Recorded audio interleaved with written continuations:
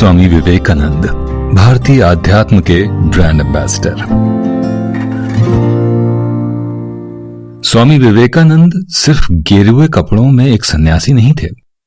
करीब 125 साल पहले वे पूरब और पश्चिम के बीच धर्म और विज्ञान, अतीत और वर्तमान, परंपरा और आधुनिकता के बीच एक पुल बने थे।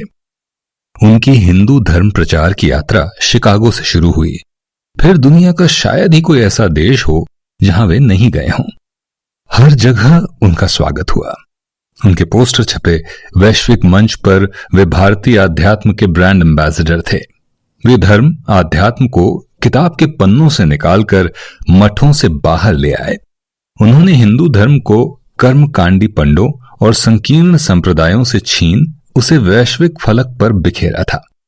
स्वामी जी ने पहली बार साबित किया कि भारत वास्तव में विश्व गुरु है। उनके धार्मिक विचारों में भारत के लोक, संस्कृति और व्यवहार का निचोड़ था।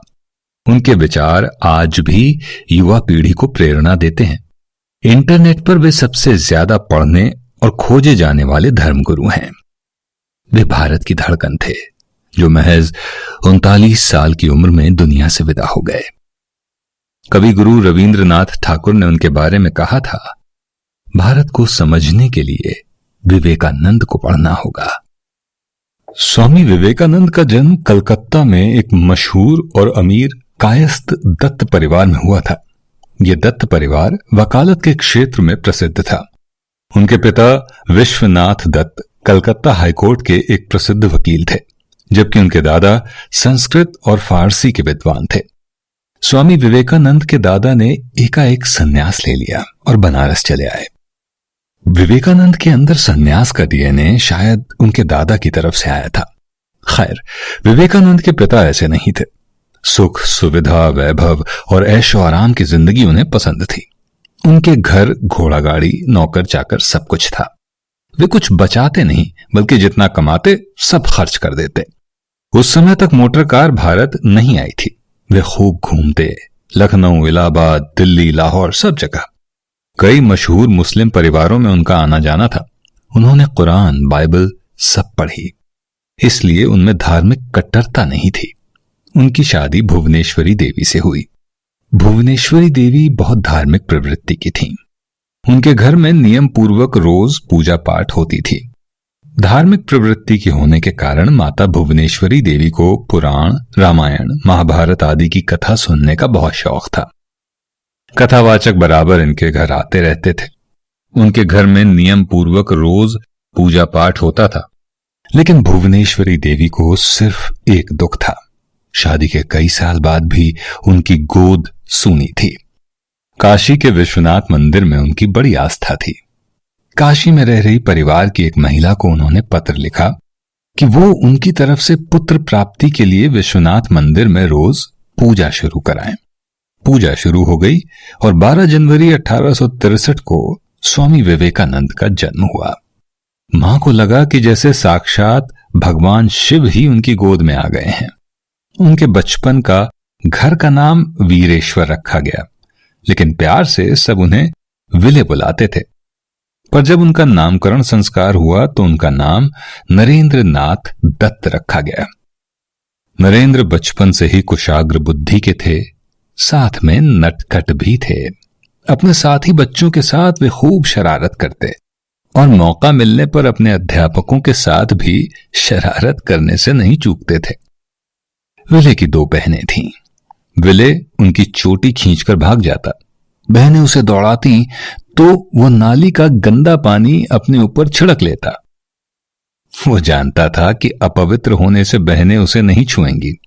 ऐसा करके उन्हें चिढ़ाता, आओ ना दीदी मुझे मारो, और हंसने लगता। उसकी शरारतों से मां परेशान हो गईं। एक बार विले घर में उपद्रव मचा रहे थे तो पूजा करने जा रही मां ने शिव शिव कहते हुए उसके ऊपर जल डाल दिया। विले एकदम शांत हो गया। मां को बहुत हैरत हुई। इस घटना के बाद तो उन्हें विले को कंट्रोल करने का तरीका मिल गया था। नरेंद्र को घोड़ा गाड़ी पर घूमने का बड़ा शौक था। उस समय कोचवान बड़े सज धज के गाड़ी चलाते थे। सिर पर रंगीन पगड़ी और उनकी वर्दी होती थी। एक हाथ में घोड़े की लगाम होती थी। घोड़ा गाड़ी प्रेमी नरेंद्र की उम्र से बड़े उसके कोचवान से दोस्ती हो गई। एक दिन वो अपने माँ पिता के साथ कलकत्ता की सड़कों पर घूम रहे थे, तो पिता ने उससे पूछा कि वो बड़ा होकर क्या बनेगा। नरेंद्र ने कहा, घोड़ा गाड़ी का कोचवान। सब हंसने लगे। नरेंद्र को एक शौक और था, रामायण और महाभारत की कहानियां सुनने का। घर में धार्मिक कथाएं सुनकर नरेंद्र के मन में बचपन से ही ईश्वर को जानने और उसे हासिल करने की लालसा दिखाई देने लगी थी। ईश्वर के बारे में जानने की उत्सुकता में कभी कभी वे ऐसे सवाल पूछ बैठते थे कि इनके माता पिता और कथावाचक पंडित भी चक्कर में पड़ जाते थे। राम कथा से वो इतने प्रभावित हो गए कि वो बाजार से राम और सीता की एक मूर्ति ले आए और उसकी पूजा करने लगे। राम और सीता के बारे में एक दिन उनकी कोचवान दोस्त से चर्चा चल रही थी। कोचवान के शादी के बारे में बहुत खराब ख्याल थे। उसने वैवाहिक जीवन की एक बहुत विकृत तस्वीर नरेंद्र को दिखाई। उसकी बातों का नरेंद्र पर ऐसा असर पड़ा कि वो शादी के नाम से ही नफरत करने लगा। यहां तक राम सीता की मूर्ति उसने छत से नीचे फेंक दी। इसके बाद नरेंद्र शिव जी का भक्त हो गया। जब भी उसका मन उद्गिन होता था तो वो शिवलिंग के आगे आंखें बंद करके बैठ जाता। तब उसका चित्त शांत हो जाता। मां भुवनेश्वरी देवी को भी हैरत होती कि इतना चंचल लड़का शिवलिंग के सामने इतना शांत कैसे हो जाता है। मां ने इसे बाबा विश्वनाथ का चमत्कार माना। 1871 में नरेंद्र ने 8 साल की उम्र में ईश्वर चंद्र विद्यासागर के मेट्रोपॉलिटन संस्थान में दाखिला लिया, जहां वे स्कूल गए। साल 1877 में उनका परिवार रायपुर चला गया। 1879 में कलकत्ता में अपने परिवार की वापसी के बाद वो अकेले स्टूडेंट थे जिन्होंने प्रेसिडेंसी कॉलेज प्रवेश परीक्षा प्रथम डिवीजन में पास की। उम्र के साथ नरेंद्र की हिंदू शास्त्रों में गहरी रुचि बढ़ गई। उनका ज्यादा वक्त वेद, उपनिषद, भगवत गीता, रामायण, महाभारत और पुराणों को पढ़ने में बीतता। नरेंद्र ने भारतीय शास्त्रीय संगीत में भी ट्रेनिंग ली और वे नियमित रूप से शारीरिक व्यायाम, कुश्ती और क्रिकेट खेलते थे। तब क्रिकेट नया नया खेल था। वे खाना बनाने के भी बहुत शौकीन थे। नरेंद्र ने वेस्टर्न लॉजिक, फिलॉसफी और यूरोपीय इतिहास की पढ़ाई जनरल असेंबली इंस्टीट्यूशन में की, जो अब स्कॉटिश चर्च कॉलेज के नाम से मशहूर है। नरेंद्र ने David Hume, Immanuel Kant, Johann Gottlieb Fichte, Baruch Spinoza, George W.H. Hegel, Auguste Comte, George Stuart Mill और चार्ल्स डार्विन के कामों का अध्ययन किया। उन्होंने स्पेंसर की किताब एजुकेशन का बंगाली में अनुवाद किया। वे हर्बर्ट स्पेंसर के विकासवाद से काफी मोहित थे। विलियम हेस्टी के प्रिंसिपल ने उनके बारे में लिखा, नरेंद्र वास्तव में एक जीनियस हैं। मैंने काफी विस्तृत और बड़े इलाकों में यात्रा की है, लेकिन उनकी जैसी प्रतिभा वाला एक भी बालक कहीं नहीं देखा।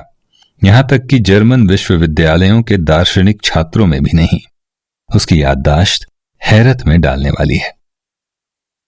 19वीं और 20वीं सदी के भारत में हिंदू धर्म ट्रांजिशन के दौर से गुजर रहा था। 12 महीने में 13 त्योहार, महंगे कर्मकांड, जातिवाद का जहर समाज में फैला हुआ था। हिंदू धर्म में वाकई कई बुराइयां आ गई थीं। ईसाई मिशनरियां हिंदू धर्म का विरोध कर लोगों को भड़का रही थीं। विवेकानंद को लगा कि दुनिया को हिंदू धर्म के सही मायने समझाने हैं ताकि भारत का गौरव पूरे विश्व में फैले।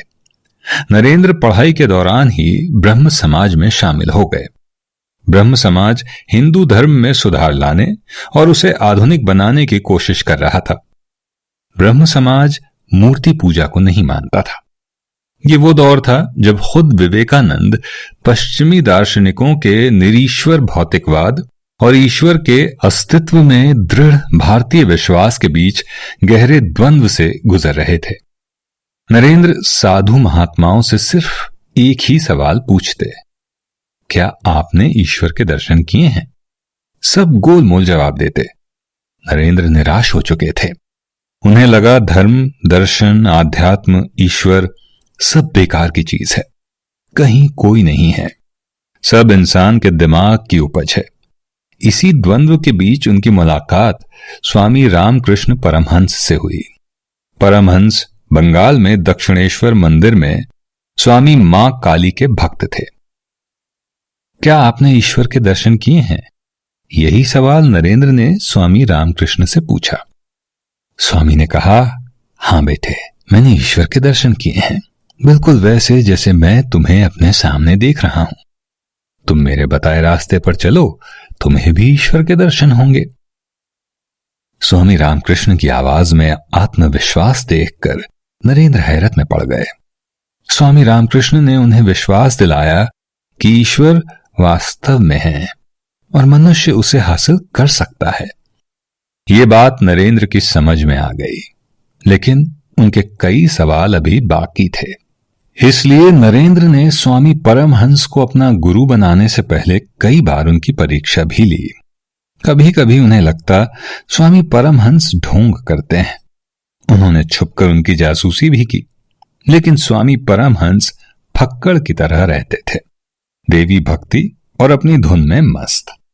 नरेंद्र सोचते, कोई आदमी इतना आनंदित कैसे रह सकता है? नरेंद्र की सत्य की खोज जारी थी। इसलिए स्वामी परमहंस से मिलने के बाद भी वे ब्रह्म समाज से जुड़े रहे। वो दोनों जगह जाते थे, ब्रह्म समाज की सभाओं में भी और अपने गुरु रामकृष्ण परमहंस के पास भी।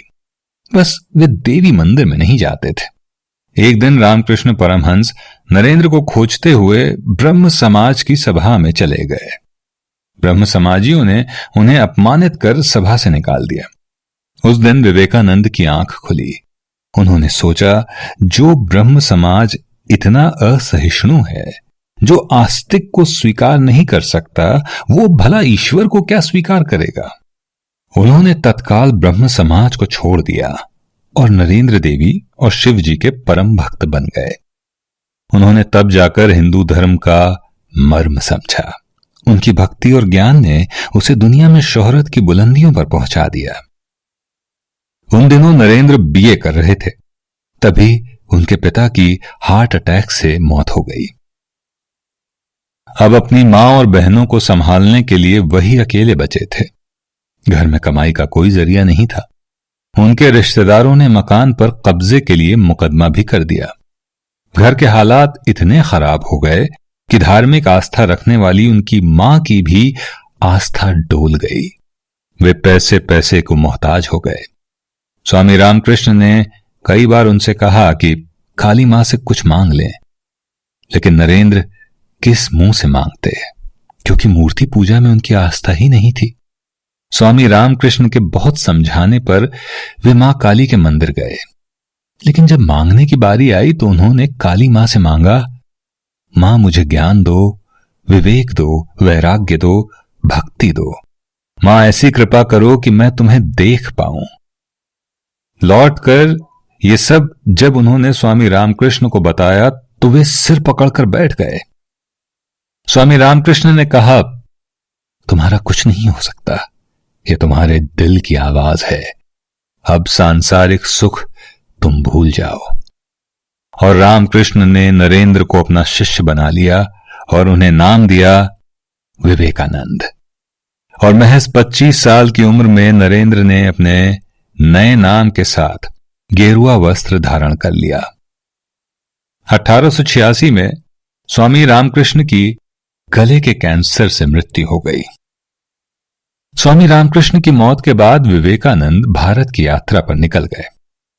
उनका मकसद हिंदू धर्म का सही अर्थ लोगों को समझाना था। 6 साल के इस भारत भ्रमण में वे राजा और रंक दोनों के मेहमान रहे। उनकी यात्राओं से जुड़ी कई कहानियां मशहूर हैं। जैसे एक बार स्वामी जी जयपुर के पास एक छोटी सी रियासत के मेहमान बने। रियासत के राजा ने उनके लिए एक स्वागत समारोह रखा था। इस समारोह में रंग जमाने के लिए उसने बनारस से एक मशहूर वैश्या को गाने के लिए बुलाया।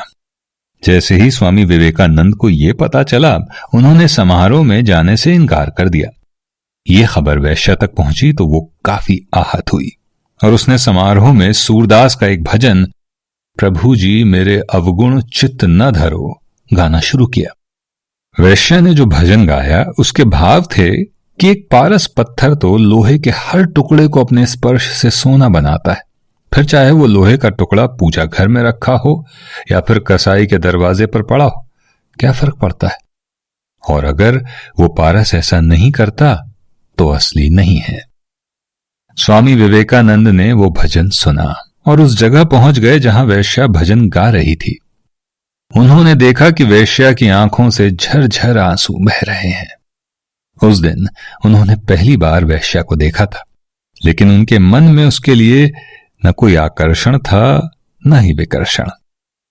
वास्तव में उन्हें तब पहली बार यह अनुभव हुआ था कि वे पूर्ण रूप से सन्यासी बन चुके हैं। इस घटना का उल्लेख उन्होंने खुद किया है। उनके जीवन की एक और घटना है। एक बार खेतड़ी नरेश ने स्वामी विवेकानंद को अपने यहां भोजन पर बुलाया। उन्हें खिचड़ी बहुत पसंद थी, इसलिए उन्हें गरम गरम खिचड़ी परोसी गई। भूख से परेशान स्वामी जी ने बिना देर किए तुरंत थाली के बीच में ही हाथ डाल दिया। खिचड़ी अभी बहुत गर्म थी, इस वजह से स्वामी जी की उंगलियां जल गईं। मौके की नजाकत देखकर राजा ने स्वामी जी से कहा, गर्म खिचड़ी को बीच से न खाकर हमेशा किनारे से ही खाना चाहिए। जब स्वामी जी का भोजन हो गया तो चलते वक्त उन्होंने राजा से कहा, राजन, आज तो हमें खिचड़ी से भी ज्ञान प्राप्त हो गया कि कोई भी काम बीच से शुरू न करके एक छोर से ही करना चाहिए। स्वामी जी बंदरों से बहुत डरते थे। उनको इस डर से छुटकारा बनारस में मिला। वहां स्वामी जी प्रसिद्ध दुर्गा मंदिर के पास से जा रहे थे। इस मंदिर के आसपास बंदरों का जमावड़ा रहता है। तभी वहां मौजूद बहुत सारे बंदरों ने उन्हें घेर लिया। वे उनके नजदीक आने लगे और डराने लगे।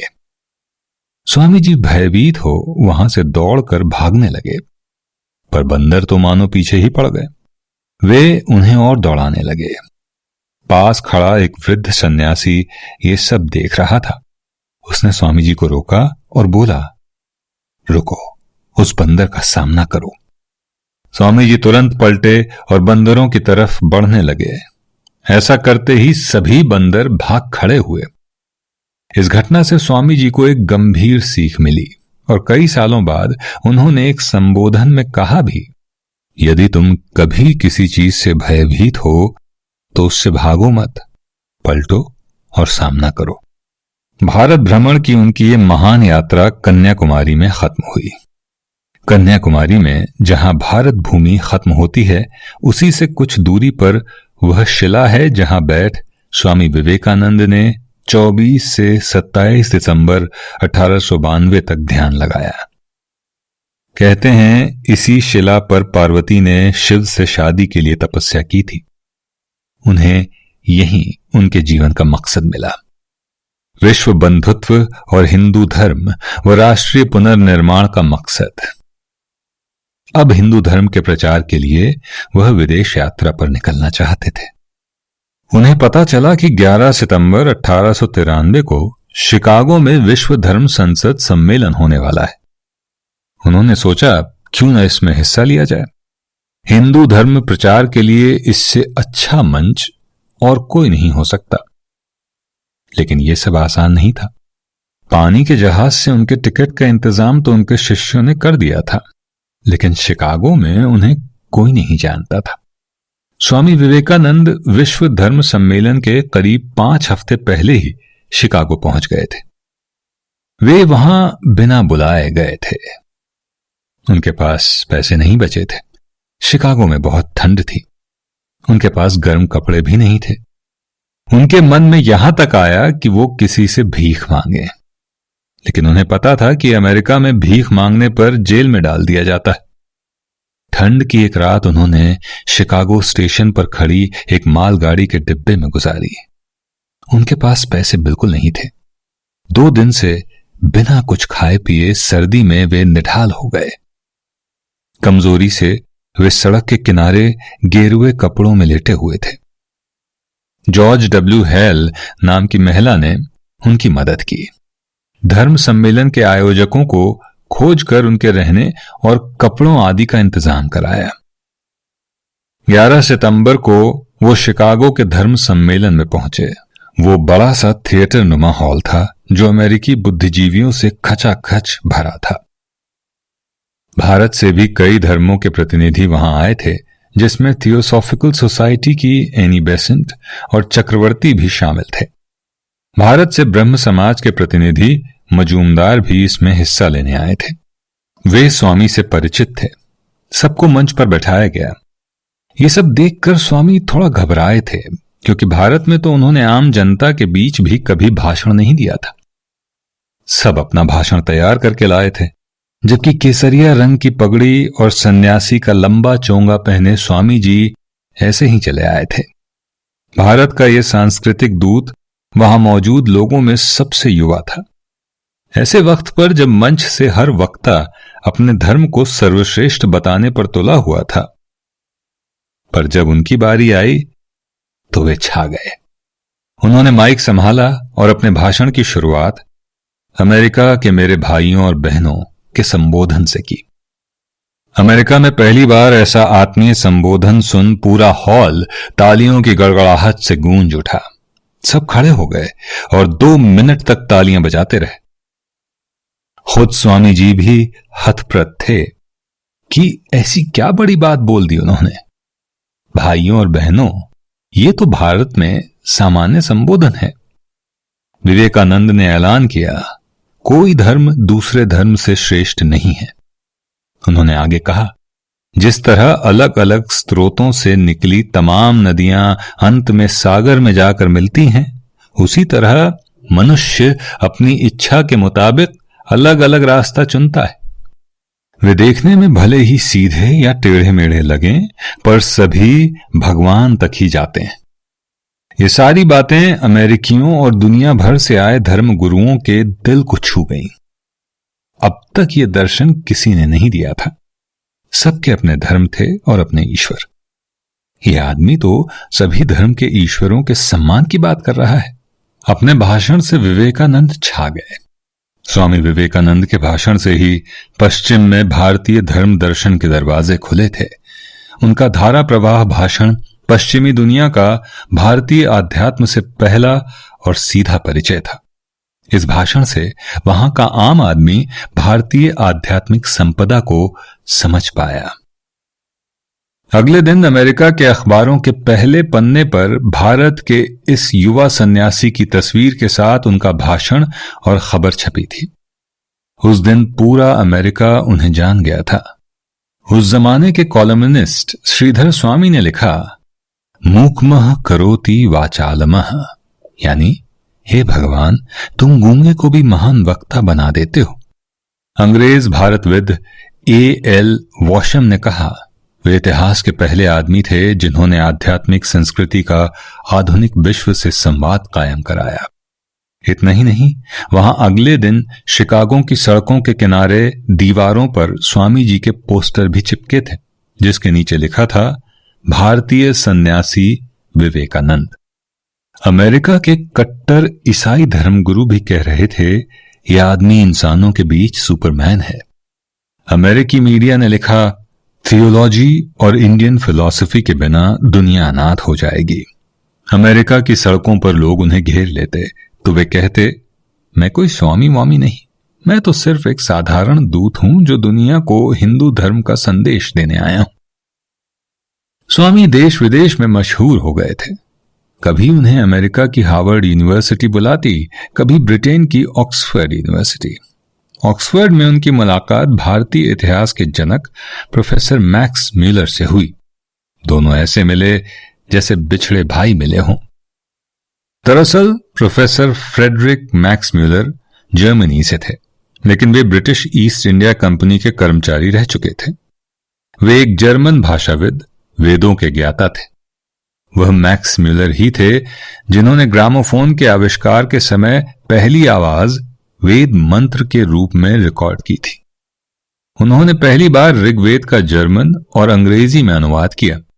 उन्होंने 19th सेंचुरी नाम की मैगजीन में स्वामी रामकृष्ण परमहंस पर प्रकृत महात्मा नाम से एक लेख लिखा था, जिससे परमहंस दुनिया में जाने गए।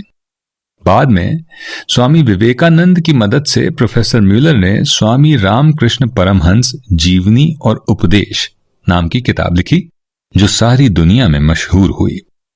एक बार की बात है, स्वामी विवेकानंद समारोह के लिए विदेश गए। उनकी स्पीच से एक विदेशी महिला बहुत प्रभावित हुई।